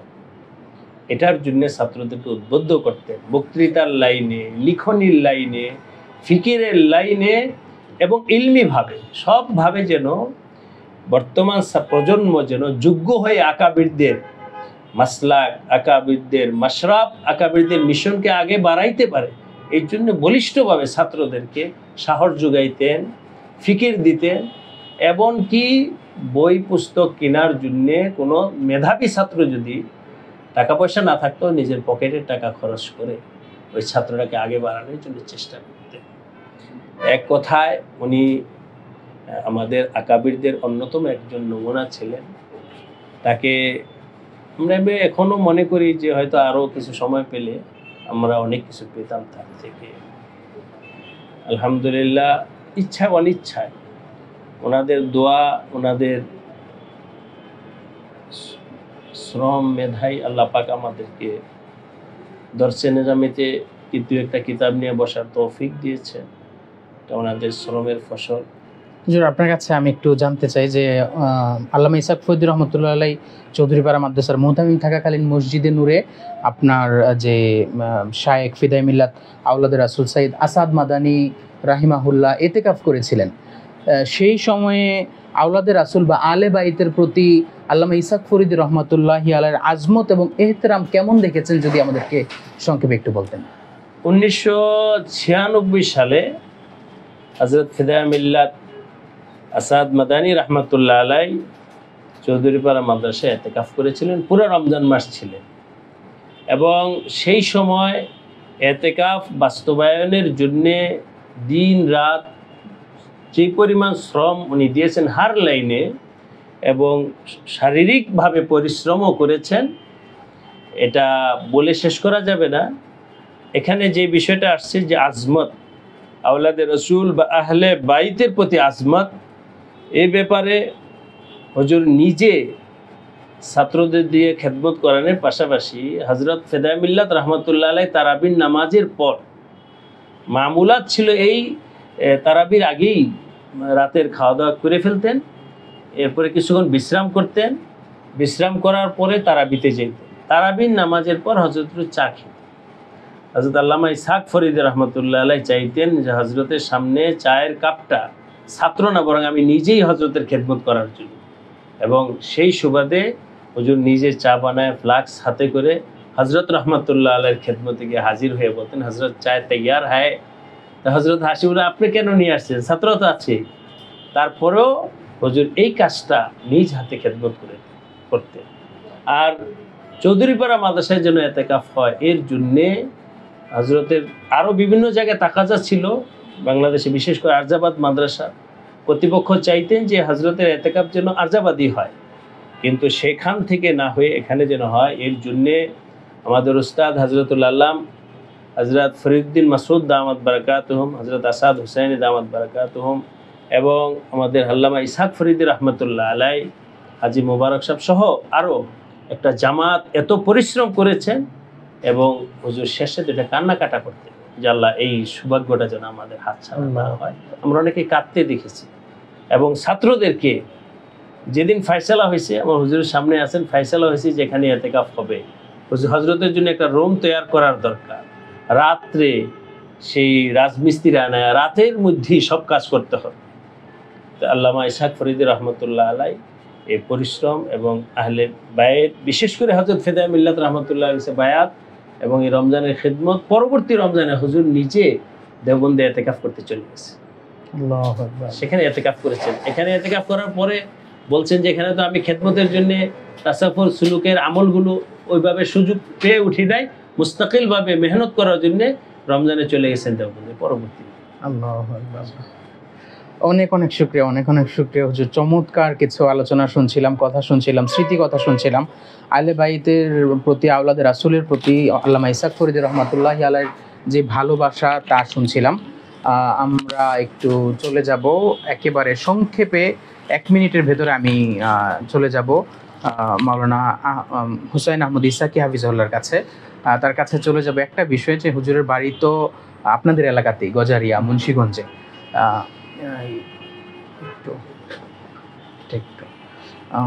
আপনাদের এলাকায় দেখা যায় যে অনেক সময় ঢাকায় অনেক আলেমের অনেক প্রভাব আছে, কিন্তু নিজ এলাকায় তেমন প্রভাব নেই বা তেমন তার অবদান নেই। তো গজারিয়া মুন্সিগঞ্জে হুজুরের প্রভাব কেমন ছিল বা এখনও তার প্রভাব কেমন আছে, এবং হুজুরের চিন্তা চেতনাকে ওই এলাকার মানুষ কিভাবে লালন করে, হুজুরকে কিভাবে মানুষজন লালন করে, একটু যদি বলতেন সংক্ষেপে, যদি আপনার কাছ থেকে একটু জানতে পারতাম। ধন্যবাদ। গুরুত্বপূর্ণ একটি বিষয় আসলে আপনি এই মুহূর্তে উপস্থাপন করেছেন, আলোচনা নিয়ে এসছেন।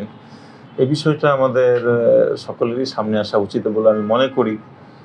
আল্লামা ইসহাক ফরিদী রহমতুল্লাহ আলাইহি সারা দেশে যেমন সমাদৃত ছিলেন, তার চাইতে অনেক বেশি সমাদৃত ছিলেন আমাদের গোজারিয়াতে। আচ্ছা, আপামর জনতা, আলেম এবং গায়রে আলেম নির্বিশেষে সকলেই হজরতের প্রতি অত্যন্ত শ্রদ্ধাভাজন ছিলেন।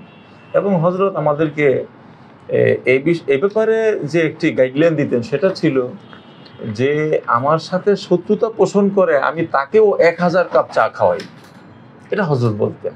এবং আমরা যখন সফরে থাকতাম তখন দেখতাম অনেক মুরব্বী শ্রেণীর লোকজন যারা হজরতের কাছে আসতেন, হজরত পকেট থেকে টাকা বের করে অকাতরে প্রত্যেককে হাদিয়া দিতেন। এলাকার আইমে মাসাজিদ যারা ছিলেন তাদেরকে হাদিয়া দিতেন এবং গজারে নিয়ে অনেক ভাবতেন। বিশেষ করে আমাদের পরবর্তী প্রজন্ম, হজরতের পরবর্তী প্রজন্ম যেন এই ওলামায়ে কেরামের এমন একটি জাম্মে গফির তৈরি হয় যারা গজারের নেতৃত্ব দিতে পারে। সেই সুবাদে হজরত হেফাজতে মুসলিমিন পরিষদ গঠন করলেন তৎকালীন সময়ে।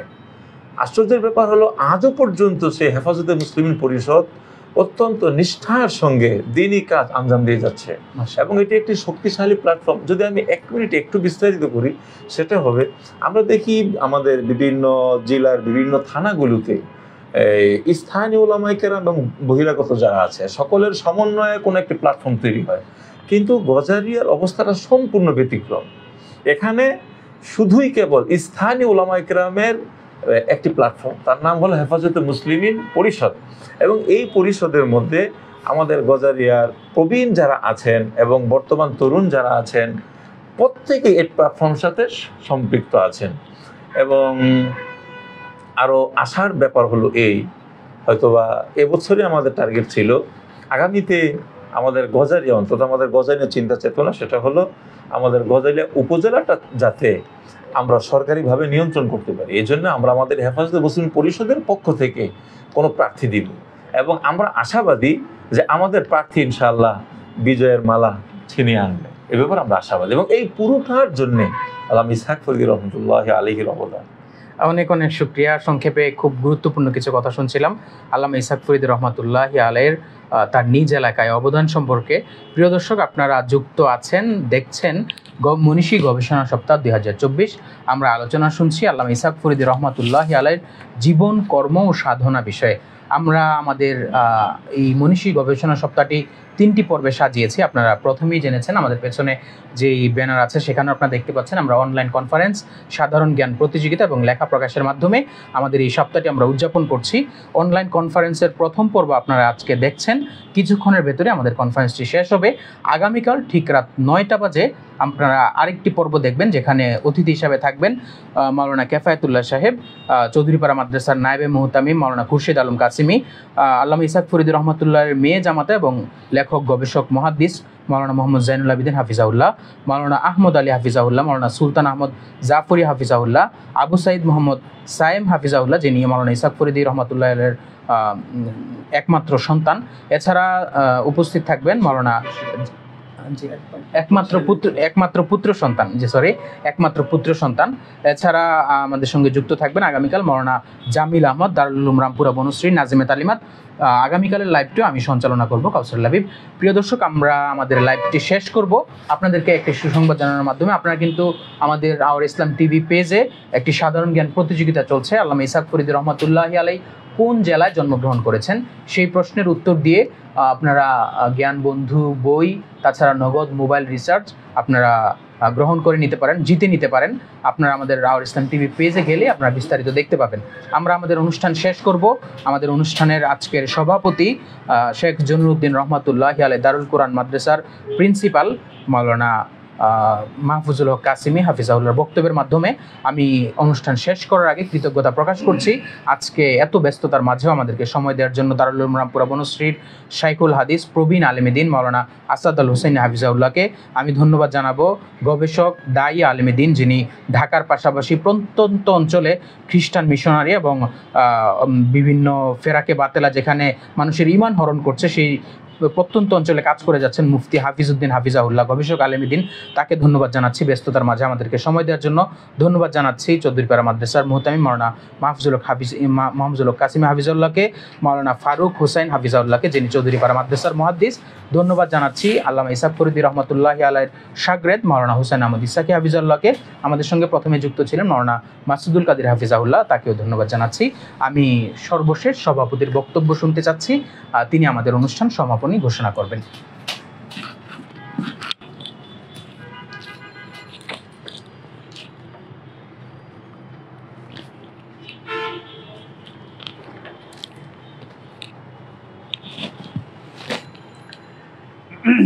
আলহামদুলিল্লাহ, আজকে অনলাইন সংবাদ মাধ্যম আওয়ার ইসলাম 24.com এর আয়োজনে মনীষী সপ্তাহ 2024-এ যারা অংশগ্রহণ করেছেন তাদেরকে আমি আমার দায়িত্ব থেকেও ধন্যবাদ জানাচ্ছি। বিশেষ করে আজকের যে মানুষটিকে নিয়ে আমরা এখানে কথা বলেছি তিনি হলেন আল্লামা ইসাক ফরিদী রহমতুল্লাহি আলাইহি। 2005 ঈসাই সনে এই দুনিয়া ত্যাগ করে আল্লাহ তাআলার সান্নিধ্যে চলে গিয়েছেন। আজকের এই লাইভে যারা যুক্ত রয়েছেন দেশে বিদেশে যেখানেই আছেন, যুক্ত আছেন বা যুক্ত হবেন, তাদের সবার কাছেই সেই আল্লামা ইসাক ফরিদী রহমতুল্লাহি আলাইহির মাগফিরাতের জন্য দোয়া কামনা করছি যে আল্লাহ তাআলা যেন আল্লামা ইসাক ফরিদী রহমতুল্লাহি আলাইহি জান্নাতের উঁচু মাকাম দান করেন এবং ওনার যে স্বপ্ন দুনিয়াতে রেখে গিয়েছেন সেগুলো যেন ওনার ছাত্র শাগরিদ আমরা যারা কাছাকাছি পাশাপাশি রয়েছে আমরা যেন সেগুলি বাস্তবায়ন করতে পারি, এই তৌফিক আল্লাহ তাআলার কাছে প্রার্থনা করছি। আজকের লাইভ এখানেই সমাপ্ত ঘোষণা করছি। ওয়া আখিরু দাওয়ানা আলহামদুলিল্লাহ। অনেক অনেক শুকরিয়া মাওলানা মাহফুজুল হক কাসিমি হাফিজাউল্লাহকে। প্রিয় দর্শক, আগামীকাল ঠিক রাত 9টায় মনীষী গবেষণা সপ্তাহের দ্বিতীয় কনফারেন্সে আপনাদের সঙ্গে যুক্ত হব কাউসার লাবিব। সে পর্যন্ত আমাদের সঙ্গে থাকবেন। আসসালামু আলাইকুম।